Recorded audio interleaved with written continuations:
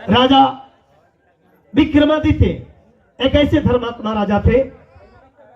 और विक्रमादित्य जनता की सेवा करते थे, जनता से ऐसे प्यार करते थे, प्रेम करते थे जैसे अपने औलाद से हम आप दुनिया के लोग प्रेम करते हैं। ओ विक्रमादित्य पता लगाते थे वेशभूषा बदल करके कौन दुखी है कौन सुखी है।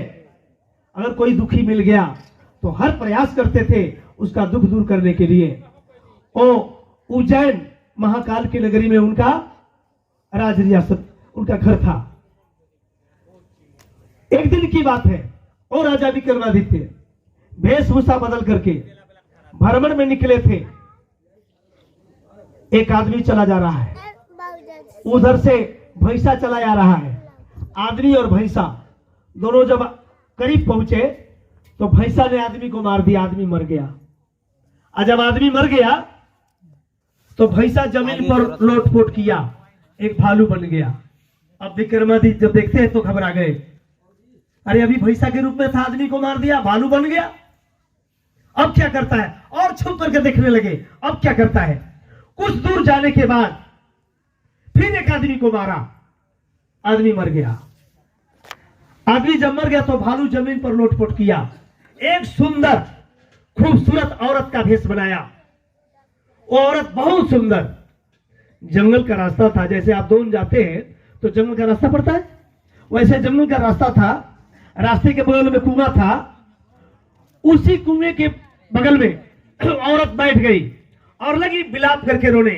उसके रोदन में इतना दर्द था जैसे लगता था कि उसके रोने से पेड़ के पत्ते झड़ जाएंगे, इतना दर्द था। रोने लगी कुएं के पास बैठ करके। तब तक क्या होता है, दो नौजवान फौज के सिपाही, दोनों सगे भाई थे कि मां के दोनों बेटे थे, छुट्टी पर घर जा रहे थे। दोनों जब वहां पहुंचे औरत और विलाप करके रोने लगी। बड़े भाई ने पूछा, देवी क्या कष्ट है, क्यों रो रही हो। उसने कहा, मेरा इस दुनिया में कोई नहीं, मेरा जीवन बसर कैसे होगा यह सोच करके मैं रो रही हूं। अब मेरा जीना मुश्किल हो गया है, मेरा जीवन पहाड़ बन चुका है। बड़े भाई ने कहा, तुम तैयार हो जाओ तो मैं तुझे अपनी पत्नी बना लूंगा और तुम्हारा जीवन बसर करा दूंगा। औरत तैयार हो गई, रिश्ता पक्का हो गया। उसके बाद बड़े भाई ने छोटे भाई से कहा, देखो तुम और तेरी भाभी यहां बैठो, वो सामने जो गांव दिखाई दे रहा, मैं जा रहा हूं, कुछ खाने की चीज लेकर के आता हूं, खा पी कर हम अपने घर चलेंगे। बड़ा भाई खाने की चीज जब लेने चला गया, जब शांत एकांत पड़ा तो उस औरत ने कहा, तेरी मेरी जोड़ी बड़ी अच्छी है, तुम मुझसे शादी कर लो। मैं तो तुझे चाहती थी, लेकिन उसने पहले प्रस्ताव रख दिया तो मैंने हाँ कर दिया। तुम मुझसे शादी कर लो, तू बहुत अच्छे हो, मेरे लायक हो। उस नौजवान ने कहा, नहीं, तू मेरी भाभी है, भाभी मां के समान होती है, ये पाप है, ऐसा पाप मत सोचो। उसने कहा, अरे पाप पुण्य क्या होता है, छोड़ो इन बातों को, मौज करो, मस्ती करो, तुम मुझसे शादी करो। बार बार वह जो है प्रेरित कर रही है, लेकिन नकारात्मक उत्तर देता है।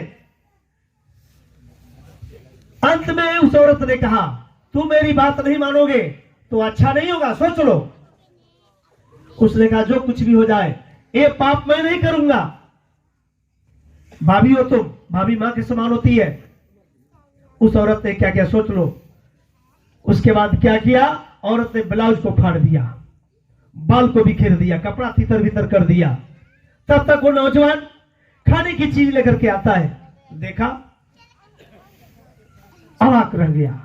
कह रहे, देवी ये क्या हो गया तुझे। उस औरत ने कहा, शुक्र करो कि तू जल्दी आ गया, ये तेरा भाई, ये कमीना, ये नीच मेरा इज्जत लूटने के लिए उतारू था, इसके साथ सब हुआ है।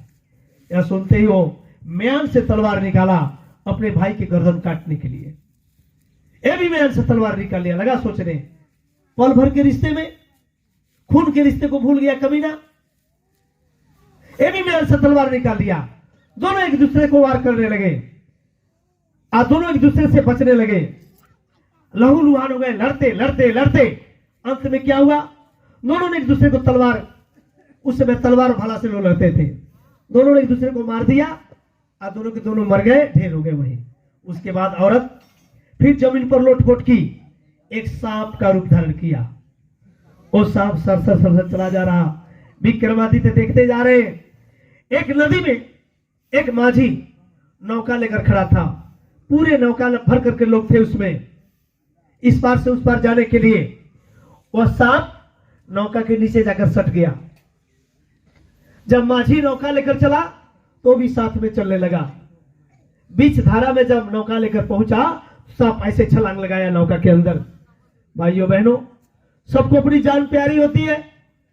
अपनी जान बचाने के लिए सब लोग इधर से उधर भागने लगे। नौका डिसबैलेंस हुई और सबके सब डूब के मर गए। फिर सांप बाहर निकला। बाहर निकलने के बाद एक पुरुष का रूप धारण किया। वो धोती कुर्ता छाता छड़ी खड़ा हो, टीका चंदन धारण किया और खटर खटर चला जा रहा। राजा विक्रमादित्य ने सोचा अब अच्छा मौका मिला ही से पूछने का। जाकर आगे से घेरते हैं, आप पैर पकड़ लिया। कहा प्रभु आप कौन हैं? उसने कहा मैं कौन हूं, क्या करता हूं, इससे तुझे क्या लेना देना, जाओ अपना काम करो। विक्रमादित्य ने कहा प्रभु मैंने सब अपनी आंखों से देखा है। आपने भैंसा बनकर एक आदमी को मार दिया, फिर भालू बनकर एक आदमी को मार दिया, फिर औरत बनकर दो नौजवानों को मार दिया, सांप बनकर एक नौकालों को डुबाकर मार दिया। मैंने इन आंखों से सब देखा है, आप बताइए कौन है आप? उसने कहा तुमने सब देखा है तो सुनो, मैं काल हूं, महाकाल। विधि के विधान के मुताबिक मैं अपना रूप बदलता रहता हूं। जिस प्राणी का अंत करना होता है, पशु पक्षी जानवर आदमी, उसका अंत कर देता हूं।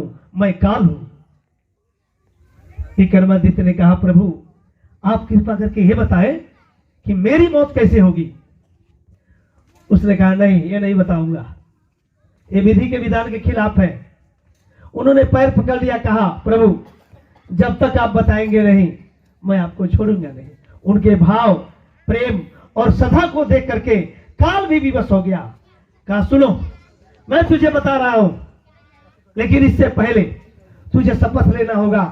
मैं जो बताने जा रहा हूं ये बात तुम किसी से कहोगे नहीं अपनी जुबान से। उन्होंने शपथ लिया, कहा प्रभु इस जुबान से मैं किसी से कहूंगा नहीं, मुझे बताइए। शपथ लेने के बाद काल ने कहा अभी बहुत दिन तक तुम राज करोगे, जनता की सेवा करोगे, वृद्धावस्था में सीढ़ी के रास्ते से अपने छत पर चढ़ोगे, और जिस दिन तुम छत से सीढ़ी से नीचे गिरोगे समझ लेना तुम्हारी मौत करीब है। भाइयों बहनों, राजा विक्रमादित्य का मौत सीढ़ी से गिरकर